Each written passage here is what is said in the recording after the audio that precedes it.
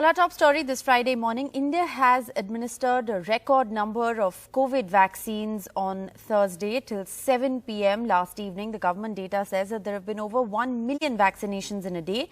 So the daily vaccinations crossing the 1 million milestone is indeed good news for India. Total of more than 1.77 crore individuals have in fact received COVID-19 doses so far. But this is welcome news coming at a time when India's COVID cases are surging once again. In fact, the daily cases have crossed the 17,000 mark on Thursday. The last high was on January the 29th when there were 18,885 cases that were recorded, and that was 33 days ago. 86% of the new cases have been reported in the 6 states. These are the 6 worst hit states of Maharashtra, Kerala, Punjab, Karnataka, Tamil Nadu and Gujarat. In fact, trends revealed in a 7-day moving average of COVID cases show the steepest rise is in Punjab, which is about 65% COVID-19 cases rising in Punjab. Meanwhile, inside India's vaccination centres, there is excitement, there's hope, there's a sense of elation. What really is the entire process? What actually happens inside a vaccination centre right from start to finish? Here's everything you need to know.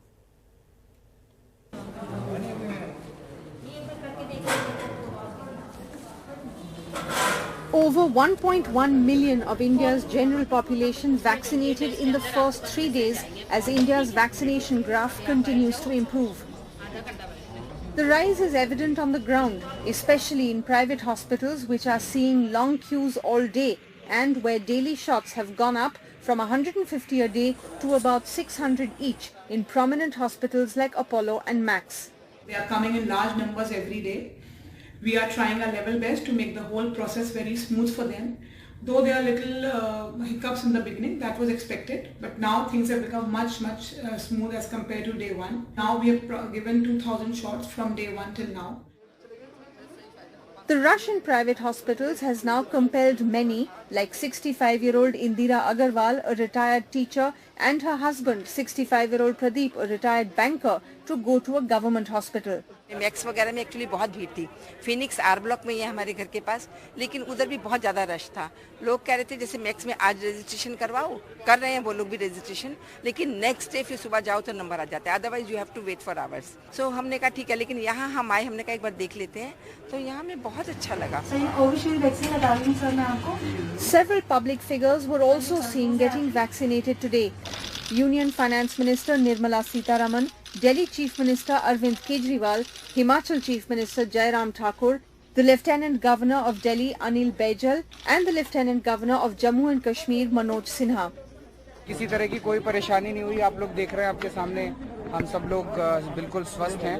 तो मैं सभी से appeal करना चाहता हूं कि ये बड़ी अच्छी बात है कि अब कोरोना से छुटकारा देने के लिए हमारे पास वैक्सीन उपलब्ध है। सब लोग आगे आके वैक्सीन लगवाएं जो लोग एलिजिबल हैं। पिछले 2-3 दिन से काफ़ी सारे लोग हमारे यहाँ लोकनायक में आ रहे हैं। माननीय प्रधानमंत्री जी ने लगवाया है, आज माननीय मुख्यमंत्री जी ने हमारे यहाँ पे वैक्सीन लगवाया है। तो निश्चित रूप से लोग ज़्यादा से ज़्यादा अब वैक्सीन सेंटर पे आ रहे हैं वैक्सीन लगाने के लिए। India plans to vaccinate nearly 30 crore people by July 2021. And the positive start of the vaccination drive is a good sign that India might succeed in turning that goal into reality as the days progress and the vaccination pace picks up further. In New Delhi with camera person Sushil Rathi, this is Sukirti Dwivedi for NDTV. Well, let's now shift our focus to the big political story that we're tracking for you today. The latest in the forthcoming elections. The BJP Central Election Committee met on Thursday under the chairmanship of Prime Minister Modi to discuss candidates for the first couple of phases of the Bengal election and also for the Assam polls. Meanwhile, the TMC rebel and now BJP leader Shubhendu Adhikari wants to contest against Mamata Banerjee from Nandigram. Dilip Ghosh and Mukul Roy are unlikely to contest these elections, but party bosses will be taking a final decision on this. The committee was supposed to meet again today to discuss candidates for Tamil Nadu, Puducherry and Kerala, but that meeting might now happen on the 9th of March.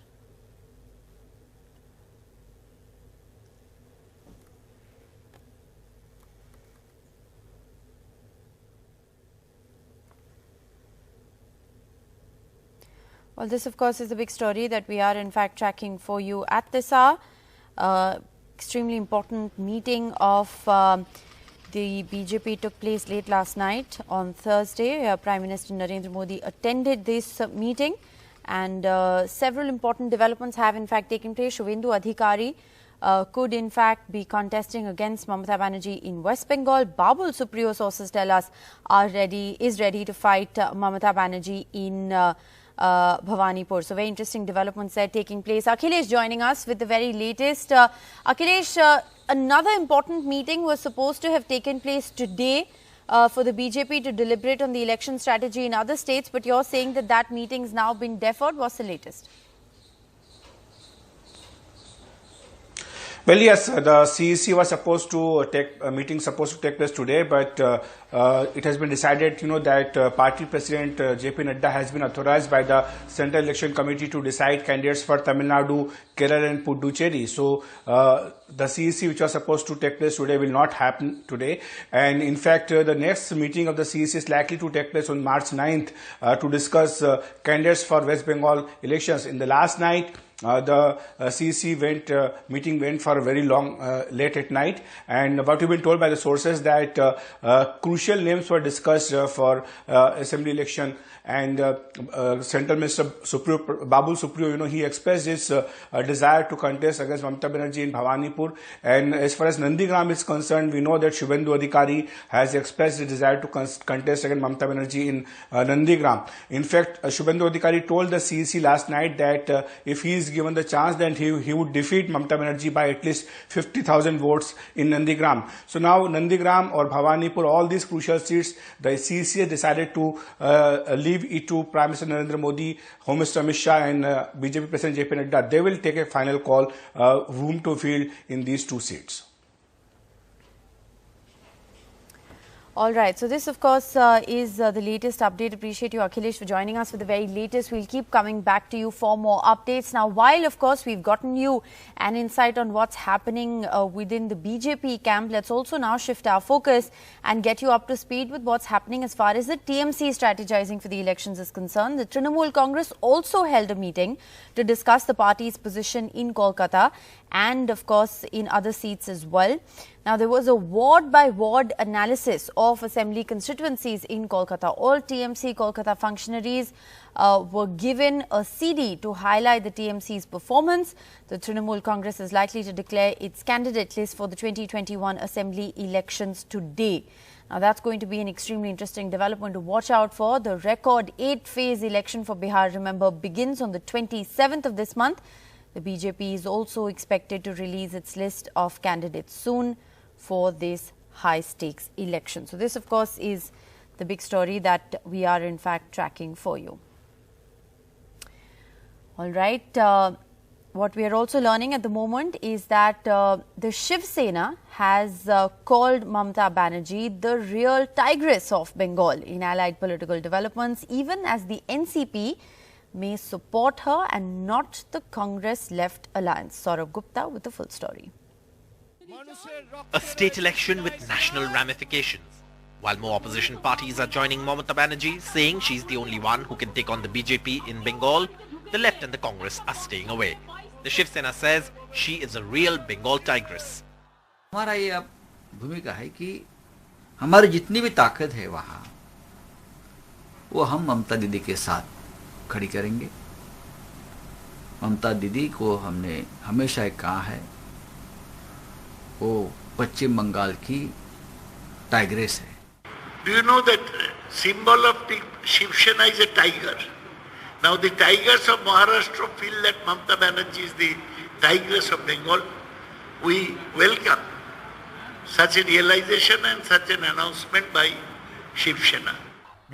The Sena has opted out of the elections in Bengal. They say money, muscle power and the media are being used against Didi. According to sources, even the NCP is unhappy with the Congress and left's decision to ally with Abbas Siddiqui, a cleric who started a political party just ahead of elections. But the Congress is unfazed. हम waste Bengal में एक अच्छी position में हैं. हम left के साथ मिलकर अलायंस है हमारी हम सिर्फ बीजेपी की विभाजनकारी नीति के ही खिलाफ नहीं, ममता बनर्जी के कुशासन के खिलाफ भी हैं, जो उन्होंने पिछले 10 साल में किया। Meanwhile, Mamata Banerjee is hitting the ground running, transitioning from Didi to Bengal's daughter. She will hold 2 only women Padyatras on the 7th and the 8th to protest against rising fuel prices. The one on the 7th will be pitted against the Prime Minister's big rally in Kolkata.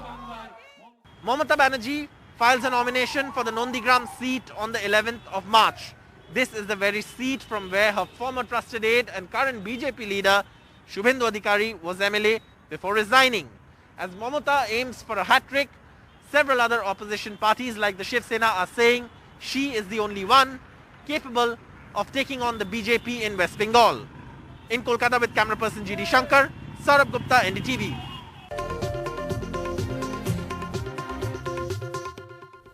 Welcome back. Ousted former AIADMK chief VK Sasikala's sudden announcement that she will step aside from politics and public life seems to be advantage AIADMK and a big setback to her nephew TTV Dinakaran. But what really led to this decision, and can Dinakaran still upset the electoral dynamics? Sam Daniel finds out. Outside the residence of Sasikala, only a small crowd of loyalists gather, asking their Chinnamma to reconsider her sudden decision to exit politics. Sasikala's abrupt move, she said in her letter, was meant to ensure the vote doesn't get split between the AIADMK and her nephew Dinakaran.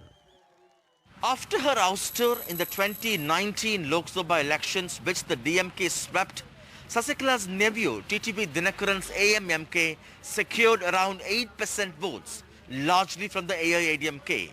Her exit, Sasikala hopes, would prevent vote split in the upcoming elections, besides ensuring her from future criticism that she helped the DMK capture power. If the AIADMK loses, the party may also look up to her to lead yet again. However, Dinakaran says his party would contest polls which could defeat Sasikala's game plan.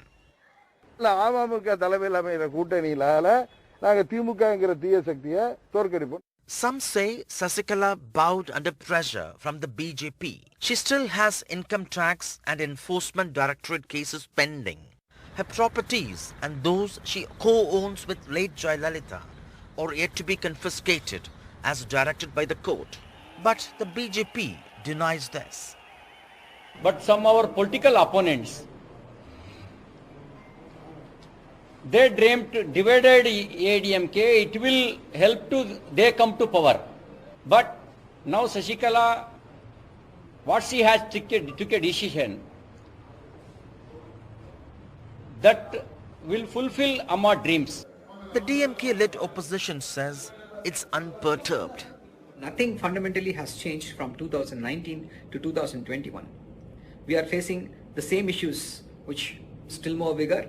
We are facing the same opponents. So why would the results alone be different? And that is why we are not perturbed. There is still speculation that Sasikala may not have called it quits. She may re-enter, perhaps after elections. Call it Sasikala's personal decision or under pressure, all eyes will be on TTV Dinakaran's move, whether he would soon become an ally of the AIADMK, which resists him so far. In Chennai with Suresh, Sam Daniel, Find the TV.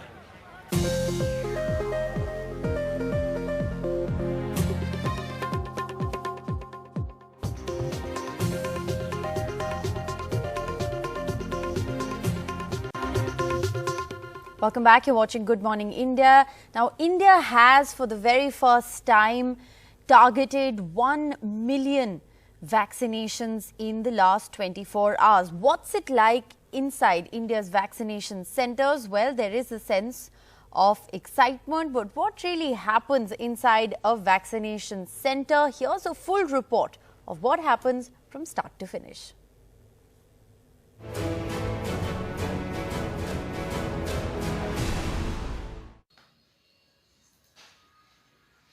Siddharth Chaudhary, a resident of Delhi's Ashok Vihar, registering on the government's CoWIN portal on behalf of his parents for the COVID vaccine. Siddharth's parents, Satish and Madhu Chaudhary, both senior citizens with comorbidities, finally ready to take the COVID vaccine shot. I was happy, I was thrilled, and I really wanted to come to the center for the vaccination. We are being vaccinated today, and we got ourselves registered online, and then we have come here. On the 23rd of February, the government had announced COVID vaccination will be made available for those over 60 and those over 45 with comorbidities from the 1st of March. Life hasn't been easy for the elderly, staying indoors for a whole year. It was tough at times. You're not out, you were not coming out of the house. But as the situation was going on, so we passed our time in looking TV, cooking sessions, and having a chat with children, with relatives, with friends. That was the only source, and this was how we passed the time. Otherwise also helping people, listening them, their difficulty. Really they have given up like this. As we heard the death of people, so it was so horrible. No one could see their face also. It was really tough. Aadhaar card we have shown them, both of us, and finally we are in the queue. No problem. Whatever the formality they have said, we have fulfilled it. Right. We are on the track and we are thrilled to get ourselves vaccinated. They have to watch for the signs and symptoms for the fever या body pain. अगर कुछ हो तो normal tablet ले सकते fever के लिए, नहीं तो हम advise करेंगे कि hospital में आसपास में clinic में दिखा सकते हैं. अच्छा. I'm happy.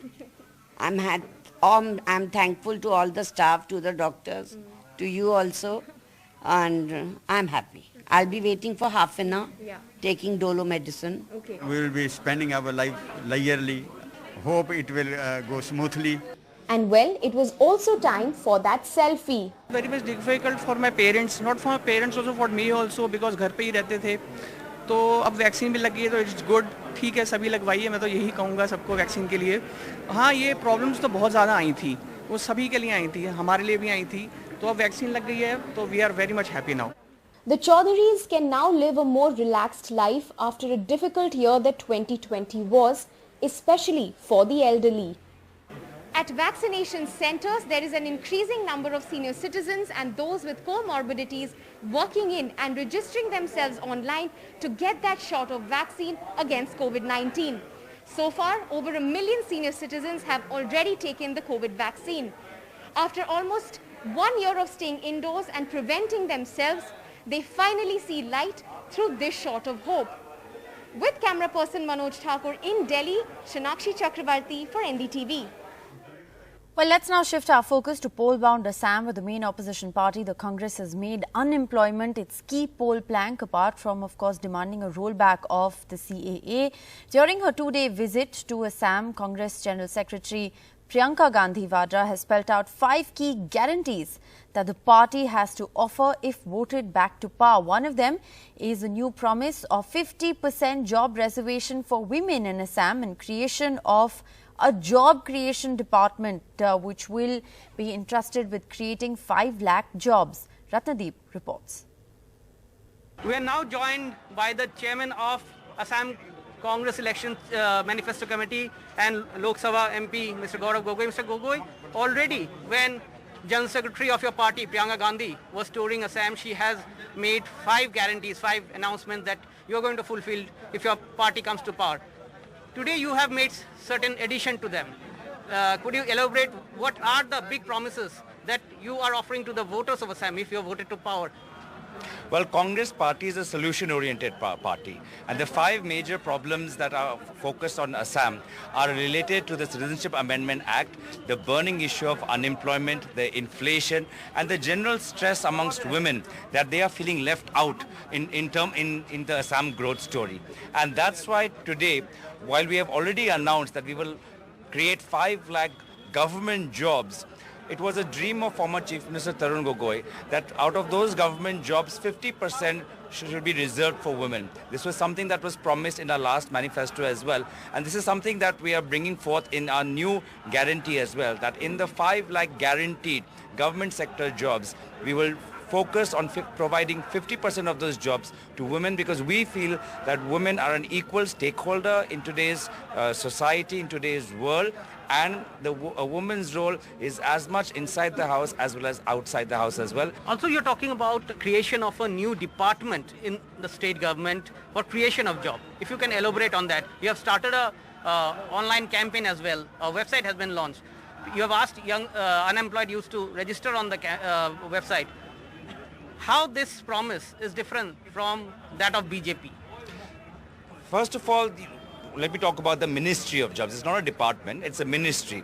Every ministry and every department in the current state government faces huge vacancies. What this government has essentially done in the last 5 years is just set up buildings, spend crores of money on buildings, but these are essentially operating like ghost buildings because there's no doctors inside a hospital, there are no teachers inside a school, they're essentially just ghost buildings. We're creating a Ministry of Jobs which will coordinate with all the ministries. A, to get the current empty post, vacant post sanctioned, and B, to create a roadmap for creating additional jobs. Well, good news for you. If you live in Bengaluru, the city was adjudged the most livable among 111 cities in India in the government's Ease of Living Index. Bengaluru, followed by Pune, Ahmedabad, Chennai, Surat, Navi Mumbai, Coimbatore, Vadodara, Indore and Greater Mumbai are the top cities to live in. Well, of the 49 cities ranked on the livability index in the million-plus population category, Delhi figures in the 13th spot and Srinagar, interestingly, right at the bottom. According to the index released by the Union Housing and Urban Affairs Minister Hardeep Singh Puri, Shimla topped the category of cities with a population of less than 1 million. Bangalore is always the garden city. So once upon times, well maintained the city clean and neat and clean, but still that level only going on. So whichever areas, entire South India people, why coming to Bangalore means the peace of mind. One step you will get everything. So we don't want bargaining here and run left and right without tension. This is a Bombay, some other state and all go. So congested feel. But we are getting very free now. Open the how the the birds flying like that. India, everybody looking better life near Bangalore. I feel Bangalore is a wonderful platform for an entrepreneur. The opportunity is like massive, you see, and the possibility of experimenting also in terms of getting the technology together and to get the funding. There are a lot of people who encourages. I feel in that way Bangalore is blessed with a lot of corporates also. An American economist, Paul Milgram, speaks to Dr. Prannoy Roy on how technology has helped combat the COVID-19 pandemic. So how has technology helped us combat the pandemic, and how will technology change our lives in the days to come? Paul Milgram, it's amazing how this new world of technology has changed everything. We've developed a vaccine in 12 months, which in earlier times used to take 5 to 10 years to develop. And especially the new and wonderful mRNA revolution. It's a whole new world of vaccines. Now, you've studied various kinds of technologies closely. Are there other technologies which could help the world and India fight and contain this pandemic? I think they will make a big difference. I don't think it's a matter of, I think what people are thinking of when they're suspecting it might not is they're thinking, well, download speeds are already pretty fast. If I have 4G, if you're a consumer user, that'll be a little faster, but so what? But what the big promise of 5G is in all the new uses. We have the Internet of Things, everything being connected. We're going to move into an era before too long where there's self-driving cars, and they're going to be able to drive closer to each other because they can communicate and respond faster. We are going to have, there's a whole range of we already have, shipments and logistics being drastically improved because everything is being tracked. We'll have time of day pricing for electricity. We'll have all sorts of things where instant communications among things make them operate better and more efficiently. And that's the promise of 5G. It's not so much just faster download speeds for your movies or something. True, the Internet of Things is a really crucial part of all our futures, because IoT is going to make everything more efficient, perhaps even greener, because you're saving time and logistics, travel, transport, etc. Is that right? Even video conference meetings are helping reduce the carbon footprint. Isn't that right? Yeah, well, that when you were talking about Zoom, that is, of course, another one of the advantages of Zoom. Distant meetings, reducing the need for transportation and you know, we miss that my flying to India and visiting you there, but we also saved quite a lot of carbon emissions by not having so much of that. So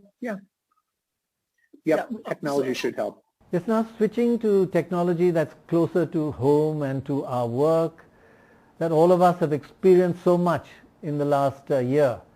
In fact, all of us are almost becoming addicted to Zoom video meetings. So is this the future, or are we all going to return to physical face-to-face meetings again? Well, you know, yes, Zoom is an imperfect substitute for many of the things we do. When I meet with students, I can't shake their hands. When I meet with friends, I can't hug them. So the Zoom just doesn't do that.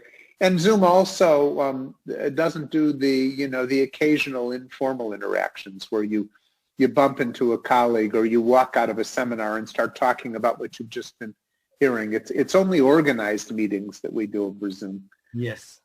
So there's a lot lost, but on the other hand, there's a lot of things we can do more easily now. For example, I can talk to you in India without having to fly for a whole day there and a whole day back, and so those things are changing the patterns of work, I think, and I think that's going to be a permanent change. I think we don't expect video meeting to replace everything, but we expect it's going to be easier to work with people in more distant parts of the world. We expect that areas like Silicon Valley here, where housing prices are so high and it's hard for people to move, there'll be people who work at a greater distance, and they'll have the disadvantages we were just talking about.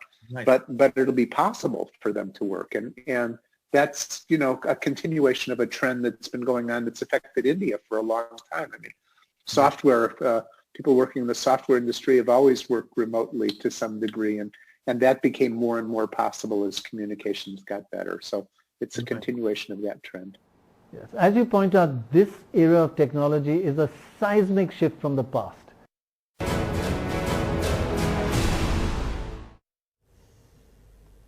Welcome back. You're watching Good Morning India. I'm Rishika Barwa. Top story. India has administered record number of COVID-19 vaccines on Thursday. Till 7 p.m. yesterday, the government data showed that there have been over 1 million vaccinations in a day. 10.9 lakh vaccinations to be precise. So daily vaccinations crossing the 1 million milestone is indeed good news for India. More than 1.77 crore COVID-19 vaccine doses have been administered so far. Now, this is good news coming at a time when India is seeing a renewed surge in COVID-19 cases. In fact, the daily cases have crossed the 17,000 mark on Thursday. The last high was on January the 29th when India recorded 18,885 cases. And that was 33 days ago. Now, here's the worrying news. 86% of these cases have been reported from 6 states: Maharashtra, Kerala, Punjab, Karnataka, Tamil Nadu and Gujarat. In fact, trends also reveal that the steepest rise is about 65%, which has been recorded in the state of Punjab.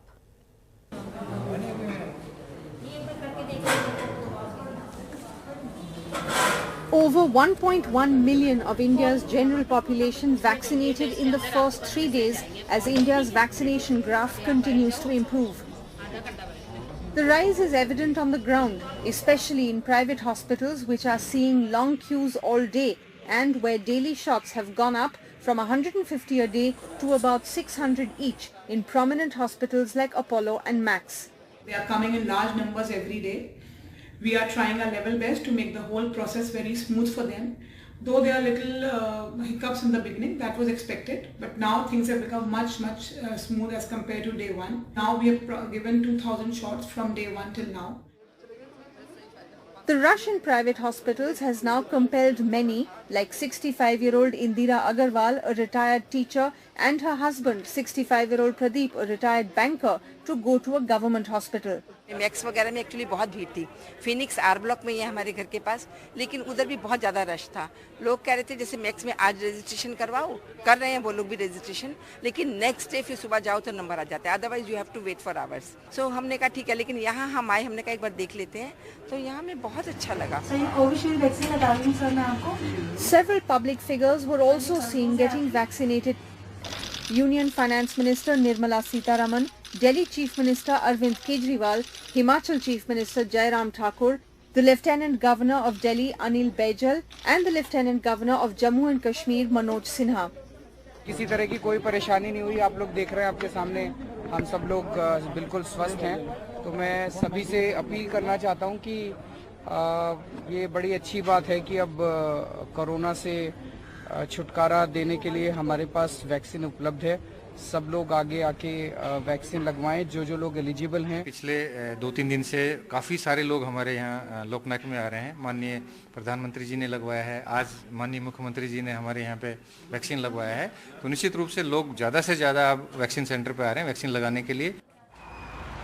India plans to vaccinate nearly 30 crore people by July 2021. And the positive start of the vaccination drive is a good sign that India might succeed in turning that goal into reality as the days progress and the vaccination pace picks up further. In New Delhi with camera person Sushil Rathi, this is Sukirti Dwivedi for NDTV. Well, let's go right across to Akshay Dungri, tracking the details of this story. Akshay, indeed, a welcome milestone of more than 10 lakh vaccinations in the last 24 hours. And this is coming at a time when India is seeing the highest number of cases recorded in the last 30 odd days. Well, exactly, and this is a welcome step, and it's a big boost as far as our as far as the confidence of the healthcare workers as well as the government is concerned, because a lot of vaccination has taken place in the last 2 days itself. Around 2 million people have been vaccinated, and that though is a very low number as far as the population is concerned, because so far we have only vaccinated around 1.7 crore people if we take into consideration our population. But if we compare to the rest of the world as far as the sheer numbers are concerned, we are second to none. In fact, we are one of the highest as far as the vaccinating countries are concerned. So this is a welcome move. We have to pick up the pace further from here, and this especially has happened because the private hospitals have now been roped in and they are vaccinating much more. In fact, 4 times the people they were vaccinating just a few days earlier. Earlier when they were vaccinating around 150 people in initial days, now they are vaccinating around 600, and the capability of a lot of private hospitals is much more than that. So in the coming days we can see the vaccination pace pick up much more faster and a much more a wider population to be vaccinated. The government is still considering other options as well, because the corporates in fact have also proposed that they also will be willing to vaccinate, help the employees and their dependents. For example, Infosys and TCS have already said that they will be bearing the cost of their employees and their immediate dependents. In fact, if you are talking about companies like TCS and Infosys, they have lakhs of employees here working in India, and if we take into consideration their dependents, that will be a huge number. So all those modalities have to be worked out. The priority for the government right now is the senior citizens and the people who have comorbidities above the age of 45, who are in the highest risk zone. So yes, we can say that in just last 24 hours, when more than 1 million people have been vaccinated, this in fact is not only a milestone for India but for the rest of the world as well. All right, Akshay Dungri, appreciate you for joining us with the very latest. So India, of course, has registered a record 1 million vaccinations in the last 24 hours.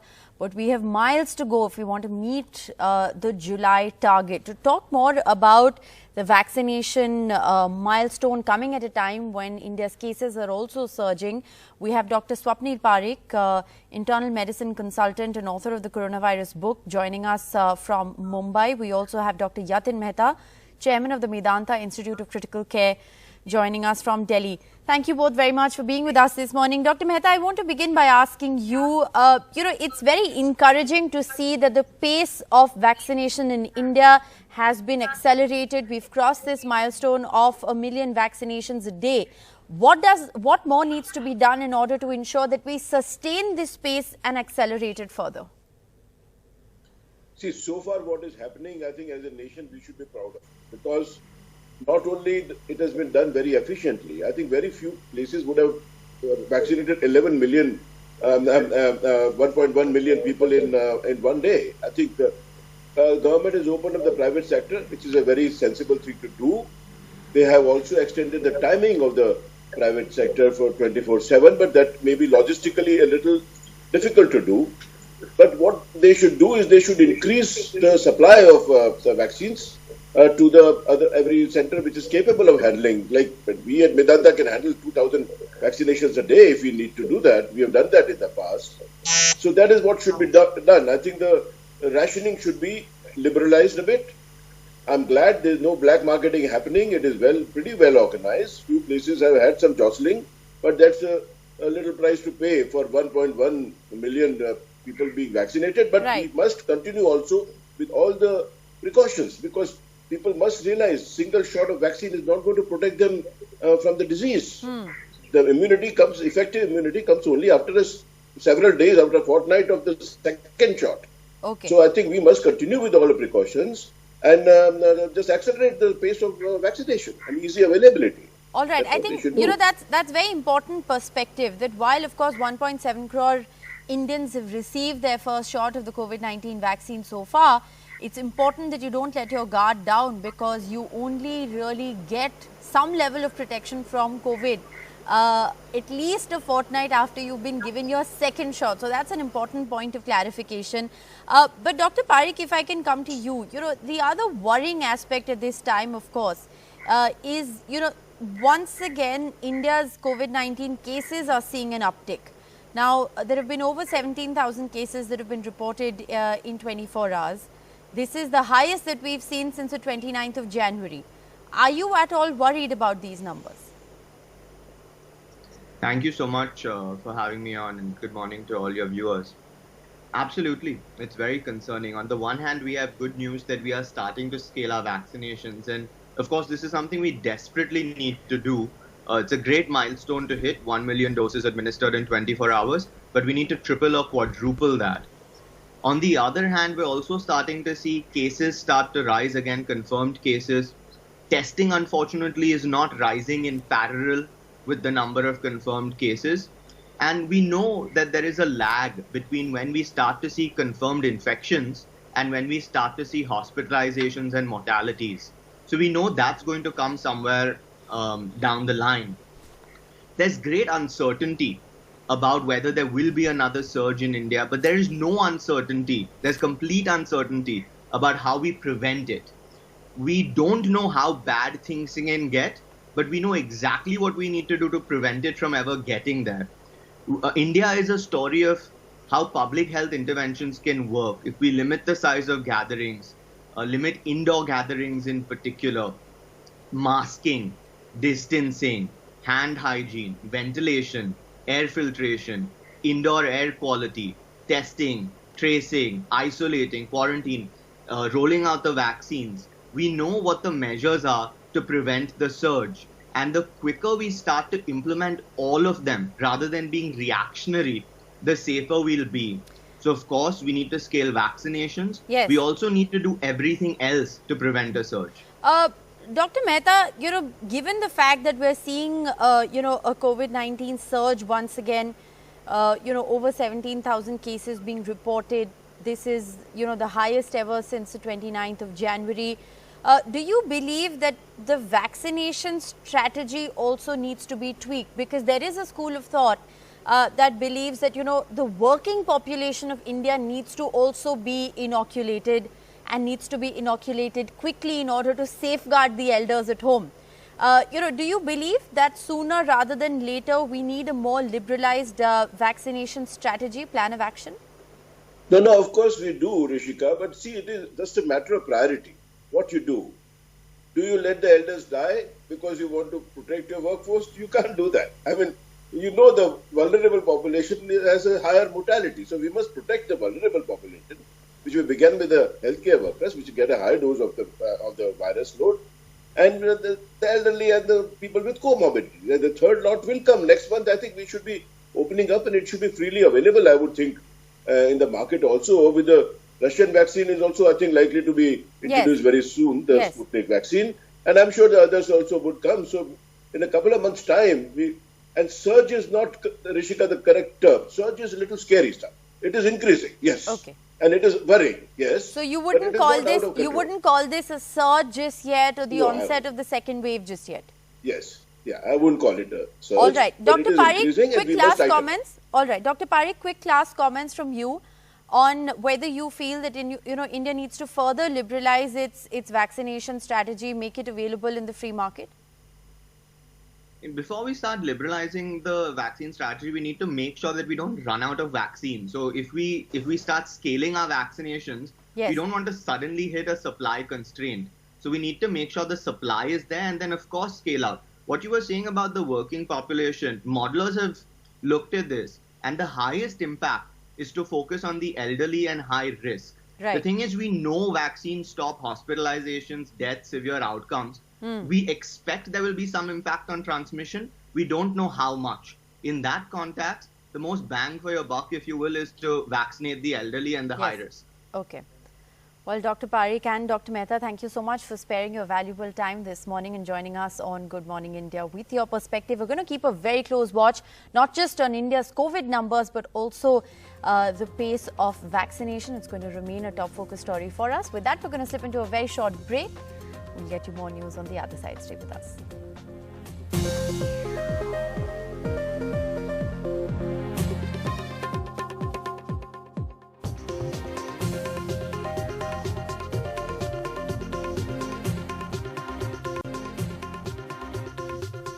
Welcome back. You're watching Good Morning India. The latest political developments that we're tracking. The BJP's Central Election Committee met on Thursday under the chairmanship of Prime Minister Modi to discuss the candidates for the first couple of phases of the Bengal election and also for the Assam election. Meanwhile, the TMC rebel, now BJP leader Shivendu Adhikari wants to contest against Mamata Banerjee from Nandigram. Dilip Ghosh and Mukul Roy are unlikely to contest these elections, but the party will be taking a final decision. The committee was supposed to have met again today to discuss candidates for Tamil Nadu, Puducherry and Kerala, but that meeting may now happen on the 9th of March. Akhilesh with the details. The CEC was supposed to take a meeting take place today, but it has been decided, that party president JP Nadda has been authorized by the Central Election Committee to decide candidates for Tamil Nadu, Kerala and Puducherry. So the CEC, which was supposed to take place today, will not happen today. And in fact, the next meeting of the CEC is likely to take place on March 9th to discuss candidates for West Bengal elections. In the last night, the CEC meeting went for a very long, late at night, and what we've been told by the sources that crucial names were discussed for assembly election. And Central Minister Babul Supriyo, he expressed his desire to contest against Mamata Banerjee in Bhawanipur. And as far as Nandigram is concerned, we know that Shivendu Adhikari has expressed his desire to contest against Mamata Banerjee in Nandigram. In fact, Shivendu Adhikari told the CEC last night that if he is given the chance, then he would defeat Mamata Banerjee by at least 50,000 votes in Nandigram. So now Nandigram or Bhawanipur, all these crucial seats, the CEC has decided to leave it to Prime Minister Narendra Modi, Home Minister Amit Shah and BJP President JP Nadda. They will take a final call whom to field in these two seats. Meanwhile, the Trinamool Congress also held a meeting to discuss the party's position in Kolkata and as well as in other seats. There was a ward-by-ward analysis of assembly constituencies in Kolkata. All TMC Kolkata functionaries have been given a CD to highlight the TMC's performance. The Trinamool Congress is likely also to declare its candidate list for the 2021 assembly elections today. This, remember, is going to be a record 8-phase election in West Bengal that begins on the 27th of this month. Saurabh with more information. A state election with national ramifications. While more opposition parties are joining Mamata Banerjee, saying she's the only one who can take on the BJP in Bengal, the left and the Congress are staying away. The Shiv Sena says she is a real Bengal tigress. हमारा ये भूमिका है कि हमारी जितनी भी ताकत है वहाँ वो हम ममता दीदी के साथ खड़ी करेंगे। ममता दीदी को हमने हमेशा कहा है वो पश्चिम बंगाल की टाइग्रेस है। Do you know that symbol of the Shiv Sena is a tiger? Now the tigers of Maharashtra feel that Mamata Banerjee is the tigress of Bengal. We welcome such a realization and such an announcement by Shiv Sena.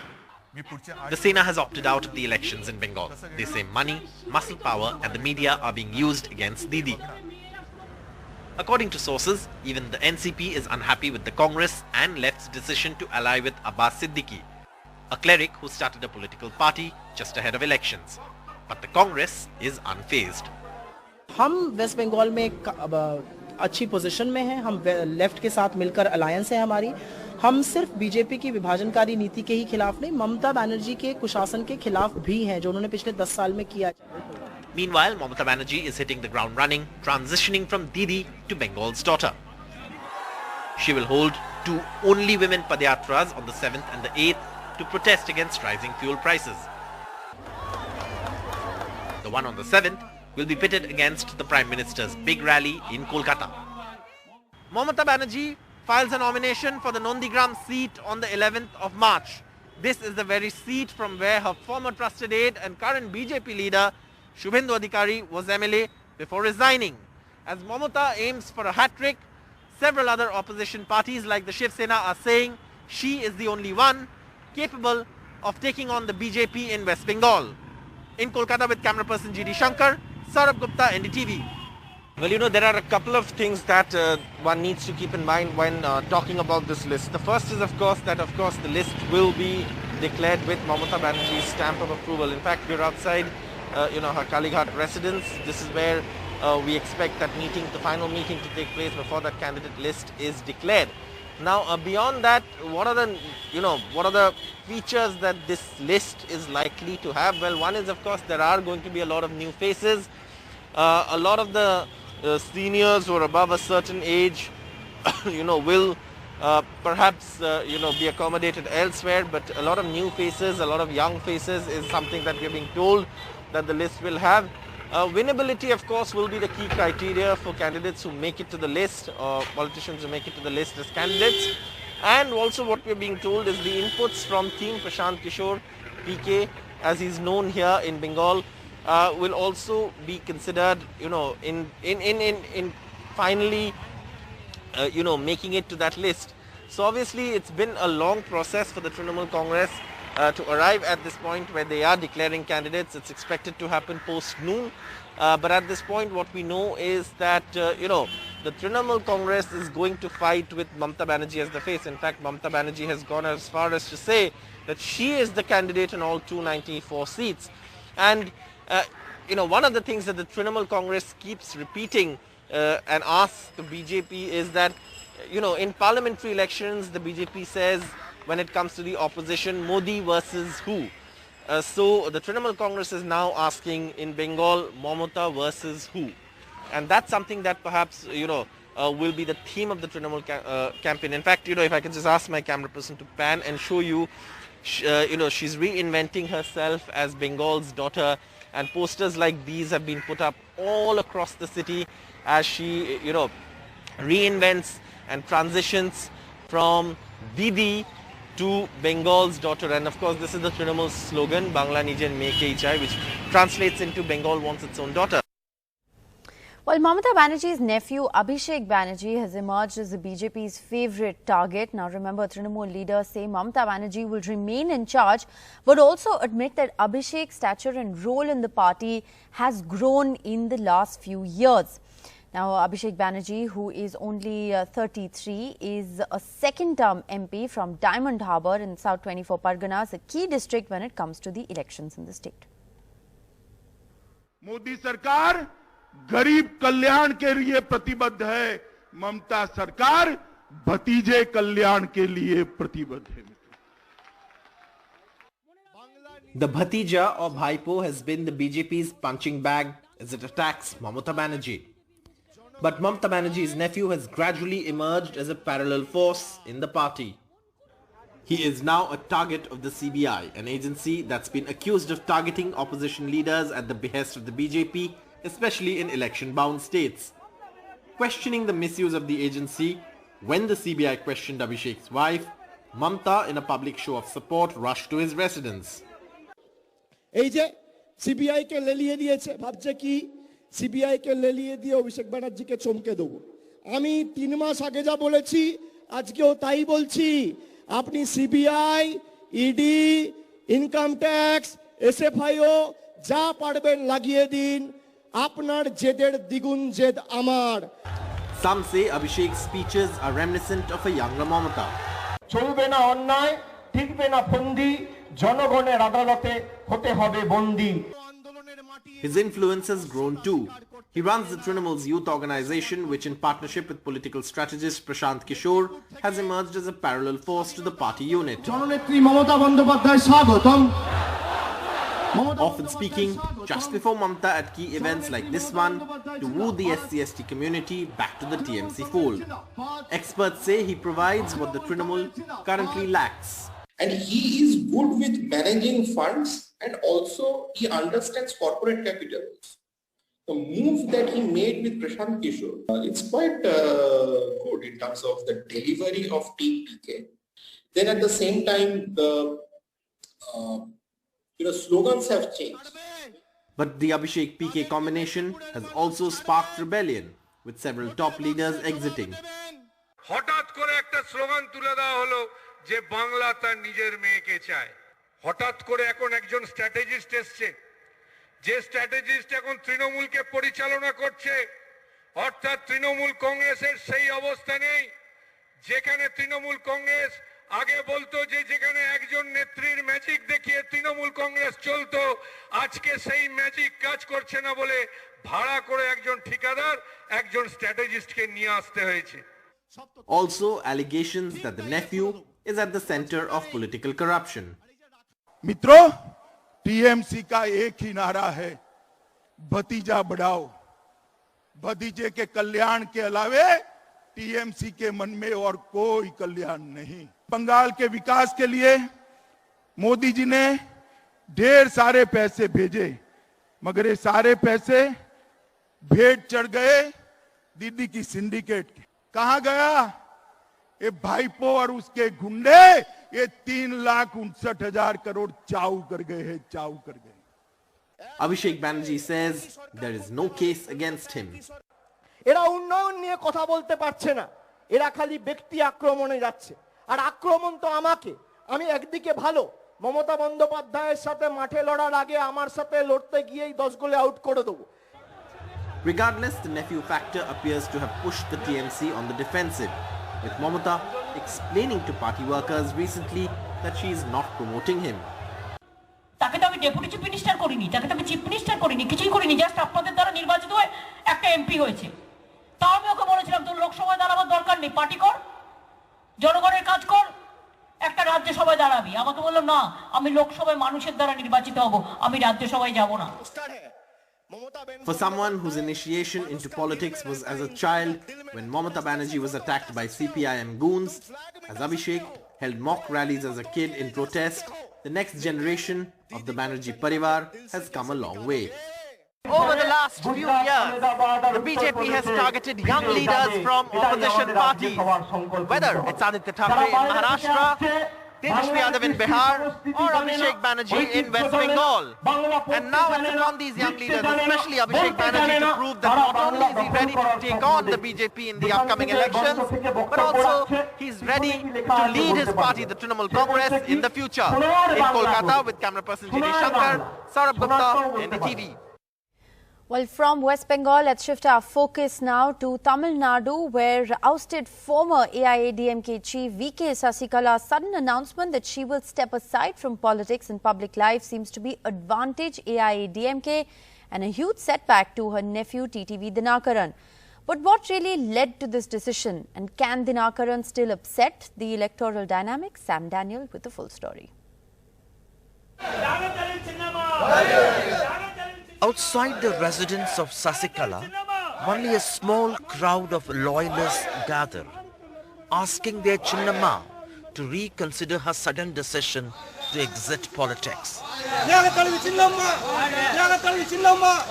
Sasikala's abrupt move, she said in her letter, was meant to ensure the vote doesn't get split between the AIADMK and her nephew Dinakaran.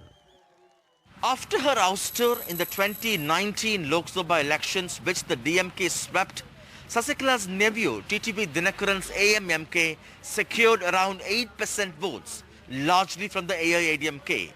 Her exit, Sasikala hopes, would prevent vote split in the upcoming elections, besides ensuring her from future criticism that she helped the DMK capture power. If the AIADMK loses, the party may also look up to her to lead yet again.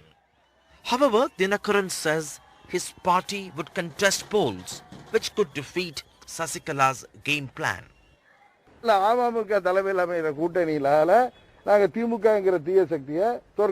Some say Sasikala bowed under pressure from the BJP. She still has income tax and enforcement directorate cases pending.